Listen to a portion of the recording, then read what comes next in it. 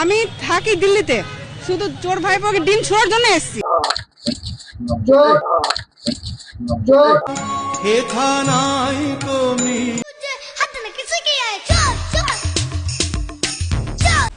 আমি নামবো না, আমি ওদের মধ্যে দিয়ে নামবো না ওখানটাতে।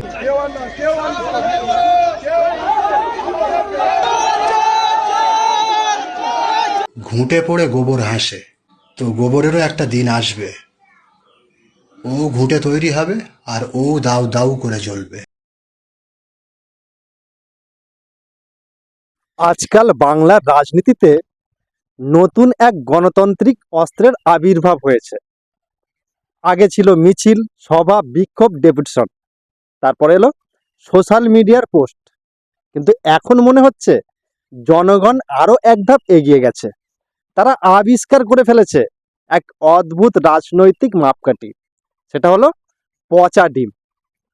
এখন কেউ যদি জিজ্ঞাসা করে কোনো নেতাকে যে নেতাজি, এলাকার মানুষের ভালোবাসা ঠিক কেমন পাচ্ছেন, তার উত্তর ভোটের ফলাফলে নয়, মাথায় কতগুলো ডিম পড়েছে তার উপরে নির্ভর করতে পারে। এই ভিডিওতে যে দৃশ্যগুলো দেখবেন সেগুলো কোনো কমেডি সিনেমার অংশ নয়, এগুলো বাস্তব রাজনৈতিক ঘটনার ভিডিও ক্লিপ। তবে একসঙ্গে দেখলে মনে হবে যেন কোনো পরিচালক বাংলার রাজনীতিকে নিয়ে এক নতুন ব্যঙ্গচিত্র বানিয়ে ফেলেছে। প্রথম দৃশ্য, একজন তৃণমূলের কাউন্সিলর সাংবাদিকদের সামনে দাঁড়িয়ে বক্তব্য রাখছেন।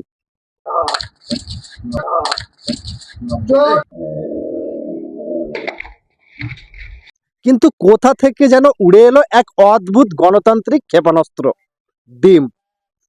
সাংবাদিকরা পর্যন্ত বুঝে ওঠার আগেই ডিম তার লক্ষ্যবস্তু খুঁজে নিল। এমন নিখুঁত নিশানা দেখে মনে হচ্ছিল অলিম্পিকে যদি এগ থ্রোয়িং নামে কোনো খেলা থাকতো তাহলে বাংলা থেকে কয়েকজন স্বর্ণপদক নিয়ে ফিরতেন।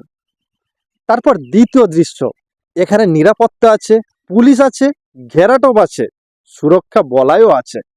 সব মিলিয়ে এমন ব্যবস্থা যেন দেশের কোনো গুরুত্বপূর্ণ অতিথি যাচ্ছেন। কিন্তু সমস্যাটা হলো নিরাপত্তা কর্মীরা মানুষকে আটকাতে পারেন, ক্ষোভকে আটকাতে পারেন না। ফলাফল আবারও সেই উড়ন্ত অতিথি, ডিম।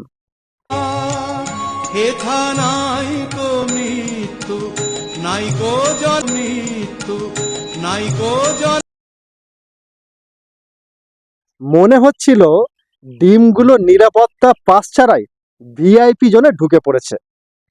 পুলিশ অবাক, জনতা অবাক, কিন্তু ডিম মোটেও অবাক নয়, কারণ সে নিজের গন্তব্য সম্পর্কে সম্পূর্ণ নিশ্চিত।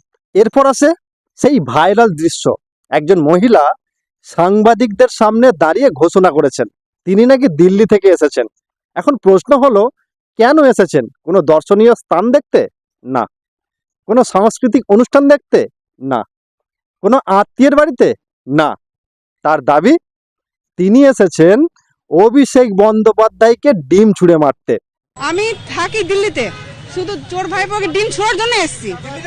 রাইট। এমন আত্মবিশ্বাস সাধারণত পরীক্ষার আগে ছাত্রদের মধ্যে দেখা যায় না।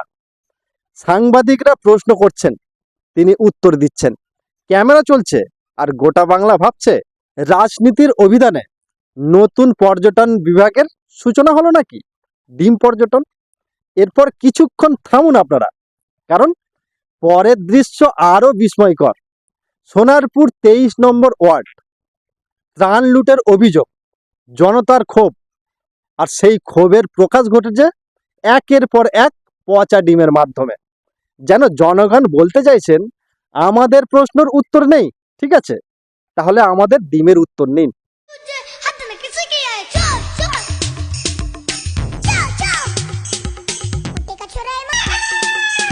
এখানে ডিম কেবল ডিম নয়, এটা এক ধরনের প্রতীক, এক ধরনের প্রতিবাদ, এক ধরনের জনরোষের ভাষা।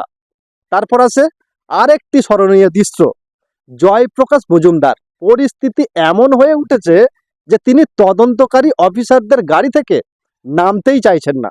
কেন? সম্ভবত বাইরের আবহাওয়া সম্পর্কে তার যথেষ্ট ধারণা ছিল। বাইরে রোদ আছে কি নেই তা নিয়ে খুব একটা চিন্তা ছিল না। চিন্তা ছিল আকাশের উড়ন্ত ডিমের গতিপথ নিয়ে। অবশেষে পুলিশি নিরাপত্তায় তাকে নামানো হলো। মনে হচ্ছিল যেন কোনো আন্তর্জাতিক সম্মেলনের অতিথিকে নামানো হচ্ছে। কিন্তু জনগণের ক্ষোভ নিরাপত্তার প্রোটোকল মেনে চলে না। ফলাফল, ডিম আবারও নিজের কর্তব্য পালন করলো। আচ্ছা আমি নামবো না, আমি এদের মধ্যে দিয়ে নামবো না ওখানটাতে। আরে আমরা আছি তো, আমরা আপনি আছেন তাতে হেনস্থায় খবর নিয়ে এদেরকে ভিড় করে, এটার তো কোনো কথা নয়। ফার্স্ট ফ্লোরে যান, গিয়ে আপনি ছবি তুলে দেখে নিয়ে আসুন। কোনটা আমি জানবো কি করে? একদম লেখা আছে নাম, না লেখা আছে নাম, জয়প্রকাশ মজুমদার লেখা আছে। আমি নামবো না, এই পরিবেশে আমি নামবো না।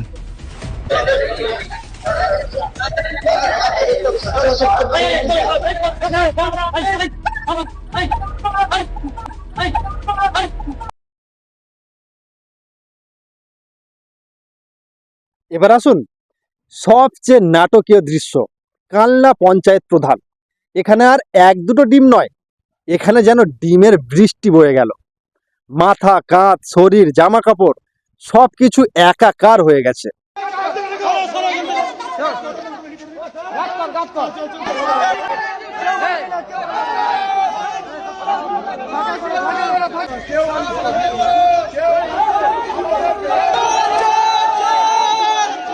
দৃশ্যটা দেখে মনে হচ্ছিল কেউ যেন বলছে আজকের আবহাওয়ার খবর আংশিক মেঘলা, সঙ্গে পচা ডিমের সম্ভাবনার প্রবল।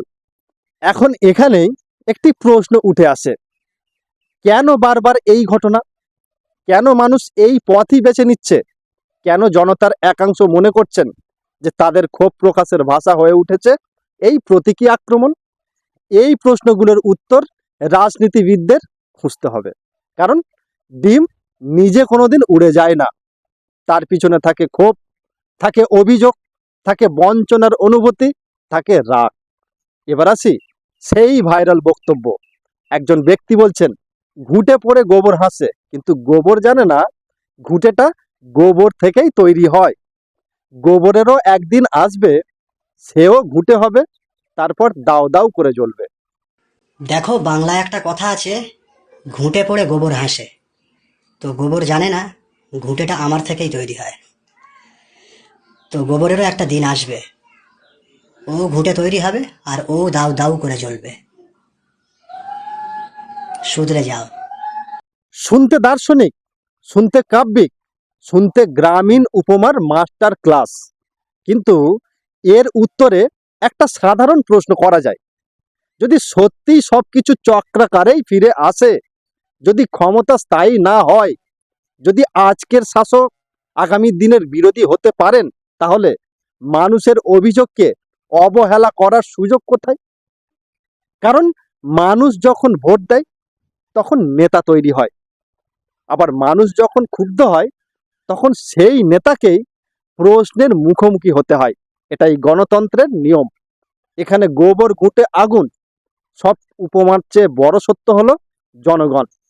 শেষে আবার ফিরে আসি সেই ভাইরাল মহিলার কাছে, যিনি দাবি করেছিলেন তিনি দিল্লি থেকে এসেছেন অভিষেক বন্দ্যোপাধ্যায়কে ডিম ছুটতে। তিনি আদৌ সেই সুযোগ পেয়েছিলেন কিনা তা নিয়ে বিভিন্ন আলোচনা আছে, কিন্তু একটা বিষয় নিশ্চিত, তিনি ডিম ছুটতে পেরেছেন কি পারেননি সেটা যতটা না ভাইরাল হয়েছে, তার চেয়ে বেশি ভাইরাল হয়েছে তার ঘোষণা। আমি থাকি দিল্লিতে, শুধু চোর ভাইপোকে ডিম ছোড়ার জন্য এসেছি। রাইট। কারণ বাংলার রাজনীতিতে অনেক বক্তব্য আসে, অনেক বক্তব্য হারিয়ে যায়, কিন্তু কিছু বক্তব্য ইতিহাসে থেকে যায়, আর কিছু বক্তব্য সোশ্যাল মিডিয়ায় মিম হয়ে যায়। আর এই ঘটনাটা ঠিক কোন বিভাগে পড়বে সেই সিদ্ধান্ত দর্শকদের উপর ছেড়ে দেওয়াই ভালো।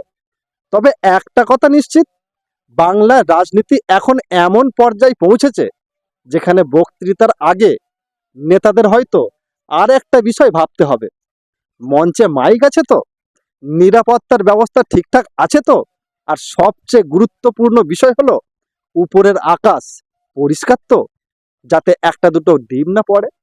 আর ভিডিওটা কেমন হলো অবশ্যই আপনারা আপনাদের গুরুত্বপূর্ণ মতামত ভিডিওর কমেন্ট বক্সে লিখতে ভুলবেন না, এবং ভিডিওটি প্রচুর পরিমাণে শেয়ার করুন। দেখা হচ্ছে পরবর্তী কোনো নতুন ভিডিওতে। ততক্ষণ আপনারা ভালো থাকবেন, সুস্থ থাকবেন এবং নমস্কার।